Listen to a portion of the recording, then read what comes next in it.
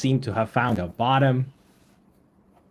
Let's hope and pray that this is it, but you don't have to because we're going to tell you what we think. And I think we have a couple of different perspectives in here that will definitely be good to hear. So make sure you went till the end because we're going to start talking about the market overview, tariffs and Trump, the dumping of risks right now, the risk of sentiment, the US debt, and the crypto strength that surprised everybody here. We're also going to explain the double sided risk that we see in the markets. And last but not least, the actions that we are taking in our own personal portfolios. So make sure you stay until the end. And if you want to ask any questions, we're going to have a Q&A at the end of the episode. So make sure to put your questions in the YouTube chat. And don't forget to hit that like and subscribe. I have Akeem, Timothy, and Mimi here. Mimi is back from her hiatus and her worldwide trips, talking to all the investors from eToro, Yeah. But it's glad to have you guys back, And yes, anything that I missed that we're gonna be touching on? No, that's No, that's it. All right. So first things first, right? Markets seem to have found a floor, at least for now. There was crazy volume coming in yesterday and the day before. Friday and Monday were one of the most historic days, I would say, in the stock market for sure. Interesting how much daily volume came in, and I want to hear your perspectives.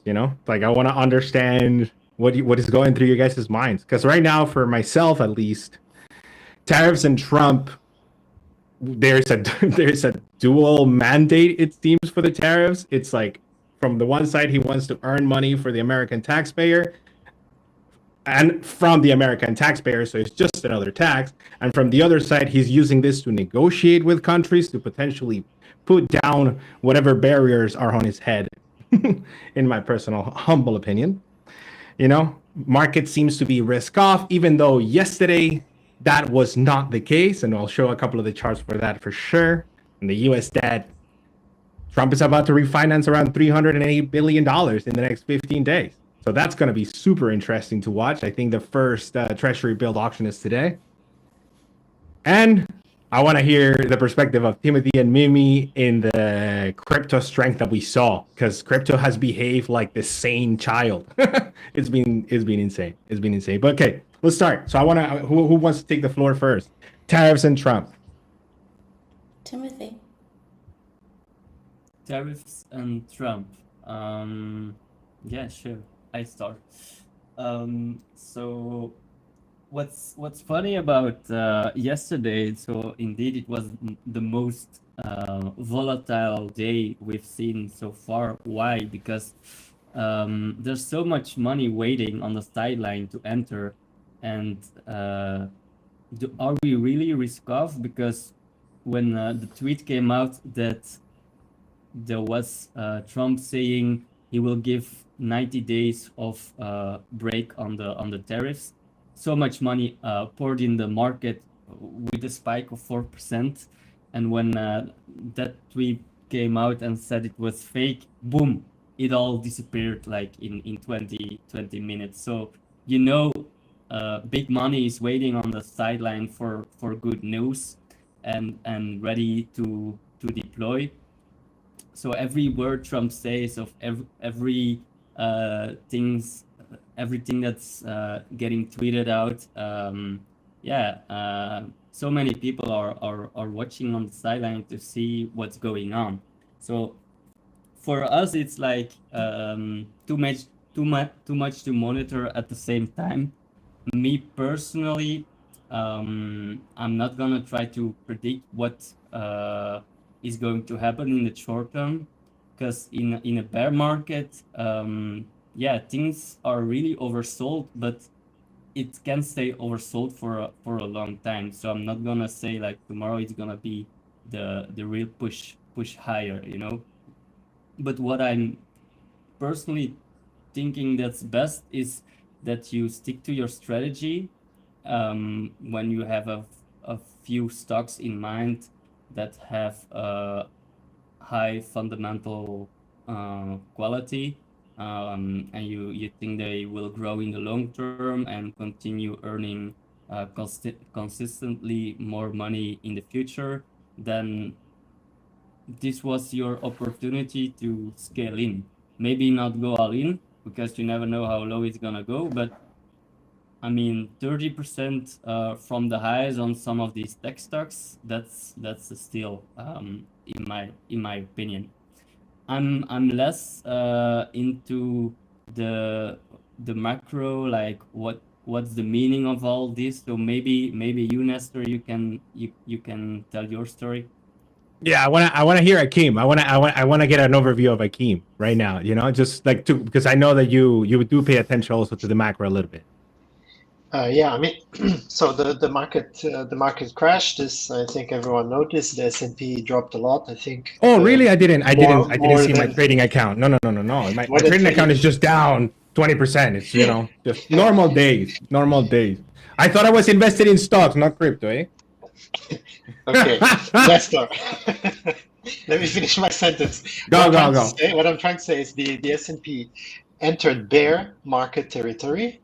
But despite entering bear market territory, it's still trading at the higher range of the PE ratio. In the last decade, the S&P was trading between 19 and 24 PE. We are above 24. We're almost at 25 PE, despite entering the bear market territory. So my thought is the market is not oversold as a whole. The S&P 500 is not oversold. I find the index is still overvalued, and more than ever, it's a stock picker's market. I think every year is a stock picker's market, or almost every year. But right now, I think it's really a stock picker's market because you have the choice between buying the S&P at a P ratio of almost 25, or you can buy really fast-growing stocks like Nvidia, Amazon at really attractive discounts.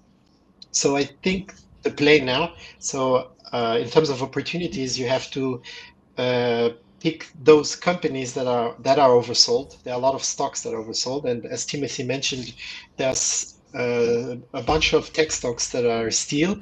But I would not go all in now buying the S&P index or the SPY ETF. I would not do a leveraged play on that. So I think there lies the opportunity. Yeah, this is how I see the market now. You have to really pick your assets. Don't bet on a strong recovery from the market overall. I think the valuation has to go sideways, and we have to wait for earnings to pick up. So the index itself comes back to the historical range. Okay. Nice. So I'm guessing. So let me ask you this: are you bullish or bearish on this right now? So based on because that's one thing I want to get a little bit of perspective. And Timothy, I'm going to give you a chance to speak in a second, buddy. I want to understand. So from 0 being super bearish and bullish 10, where are you in that scale right now? Me? Yeah. Yeah, just like I said last week, I'm at a scale of 8. I'm very bullish. It's not a 10. It would have been a 10. It's not a 10 just because of the time frame. I don't know how long it will take for the markets to really bottom. Yesterday, given the huge volatility, I am not confident that we have really bottomed. Because there was just too much volatility, trillions of dollars coming in, trillions of dollars coming out in 20 minutes. So I want to see signs of rationality coming back. And once signs of rationality coming back, volatility goes down a bit, we do some sideways movement, and then I think we will go up. And I think that's also applicable for crypto. I think the way Bitcoin moved yesterday was also quite crazy, and in the last days. It's been interesting, yeah, for sure. Okay, Yeah. Timothy, Yeah. tell me really quickly, bullish bearish case, just on that scale, because I know you were on my side of the scale. No, I remember saying last time, so from 0 to 10 being ultra bullish, I'm still pretty bearish. I'm giving 3 out of 10, saying that the market will still Hey, go it went down down from future. 4 last week. You said Yeah, 4 right? last week. Right?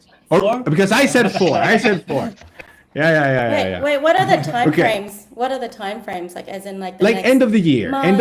end of the year, where do we end Oh. up, right? Based on how you see the panorama, because it's very difficult. Like every single person sees this playing out very differently.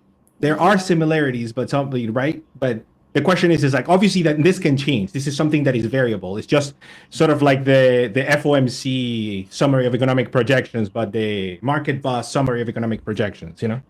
I Yeah. can say something, right? But- So the market went down over 20% in less than 48 days. So since the top in February, the market came down over 20% in less than 48 days, which is one of the quickest official bear market tags in its history. And when you go compare this with other bear markets, the ones that crash the fastest, they also rebound the quickest. Yeah, If you go it's a look truth. at 2001 when you had the financial crisis, or no, that was the tech bubble, and then 2008, those had like bear market stacks. When the market came crashing down, it was around 200 to 300 days. So naturally, those are gonna take longer to rebound again. So Okay. I'm being positive now, seeing that the market is coming down so quickly, which tells me that it could rebound faster. Yeah. That's the Yeah. problem with staying out of the markets, you know. Mimi, I want to get your overview. So, floor is yours. Yeah. Floor is yours because I know right now we're sitting on 25 people watching and I know every single one of them is from you. So they want to know what you think. It's the reality. It's the reality. Hey, you guys said most of it, but honestly, my take, I mean, I'm ultra bullish this year. Whether it's Q2, Q3, Q4, we don't really know yet. But short term, I'm very cautious. And I said this in my post as well on eToro. Look, if I had to give it a number, I'd give it a 9 because given what has happened, and I'm just talking about, obviously crypto, but we have to talk about equities as well. But given the strength of Bitcoin, and I know there were so many calls of decoupling on Friday, after market close, and everyone was so positive about that. But even still, even after yesterday's pullback, crypto still held, I mean, like Bitcoin especially still held above its previous all-time high. And everyone is coming up with theories of why this is the case. But there's a lot of strength there. Honestly, I don't see a bottom yet. I think, not financial advice, but I still think there's still some room for it to move downwards. I mean, looking at the liquidation heat maps alone, there's a lot of leverage longs at the moment. And so there's levels at around like 72, 73, 74,000. Everyone's kind of on that same page of like, look, there's a lot of leverage longs there. Market makers might bring it down to there, and then we might see support there. But I'm still cautious short term. I'm slowly scaling in, but at the moment in terms of crypto, it's a trader's market. It really is short term. If people are looking to invest, and yes, long-term investing in crypto is great, and I'm still there. I'm just not adding anything just yet, just very slow, but not a whole heap. Just wait a little.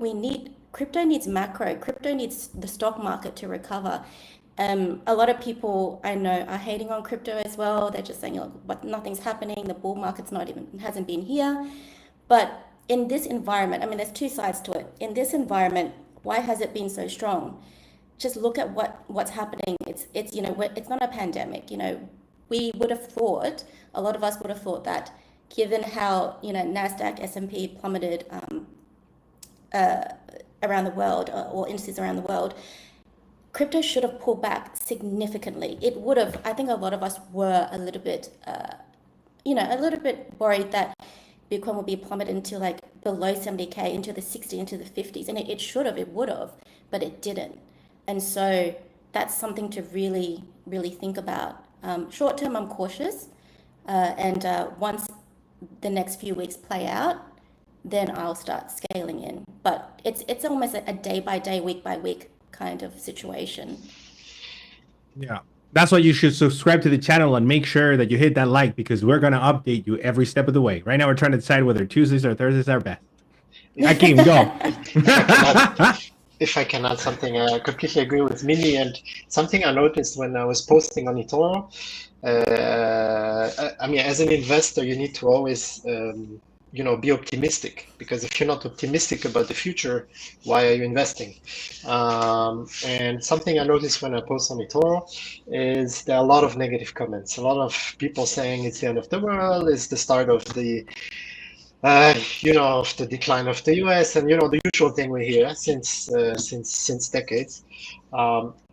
And people feel that the macro picture could take a long time to change, but actually the macro can change in a tweet. It's all no in a truth, because he calls them truth in Truth Social. If you don't have Truth Social, you can't trade this market. It's in a truth. It can change here first, ladies and gentlemen.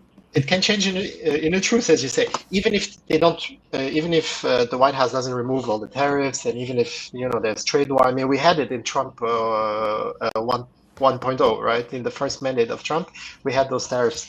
Where I see the macro could change, and really in a matter of seconds, is if we get the inflation data is coming, I believe this week on Thursday. Thursday. Yeah, on Thursday, we'll have again anyway CPI next month, and if those inflation readings come down, and I think they come down, because I personally think we're in a recession. A lot of people say that already. I personally think we're already in a recession. So the moment the recession is declared is anyway in the rear mirror already. If inflation comes down, you will have huge rate cuts, and very quick ones from the Fed, that is just waiting to stimulate this economy that could be hit by tariffs, right?